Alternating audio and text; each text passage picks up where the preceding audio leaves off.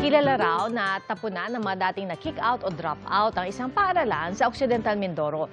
Pero ngayon, tinitingala na sila pagdating sa sports. Inilaban po kasi ng mga guro at mag-aaral ang kanilang galing sa palakasan at humakot ng mga medalya. Ang kanilang kwentong pampa-good vibes sa report na ito.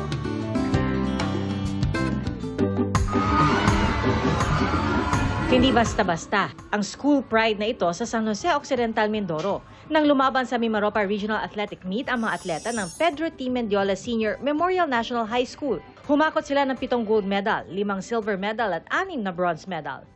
Kakonsyaba ko po dito ay ang mga coaches na hindi po alam ng mga athletes na sila po ay sasalubungin. Hindi po namin inasahan, hindi po namin in-expect na ganun po kasaya yung madadatnan ng mga athletes na and ganun po ka-festive.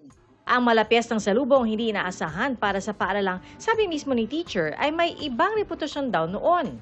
Kumbaga po, lahat po ng mga na-drop out, lahat po na patalsik sa ibang school ay sa amin tinatapon. Ang nangyayari po, tinatanggap ng aming mga teachers, ng aming mga kaguruan, ng mga students na ito para hubugin, para disiplinahin at para mas patatagin sa kanilang mga pag-aaral. Bukod pa yan sa mga problemang pinansyal mismo ng paaralan at mga mag-aaral. Kaya laking pasasalamat daw nila sa mga taong tumutulong at sumusuporta sa kanila.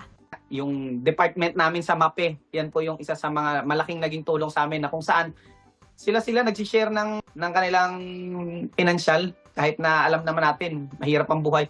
Tumutulong po talaga yung mga kasamahan namin.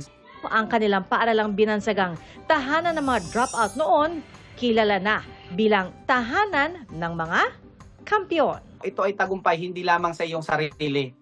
Tagumpay din ito ng iyong paaralan at higit sa lahat, tagumpay ito ng iyong komunidad.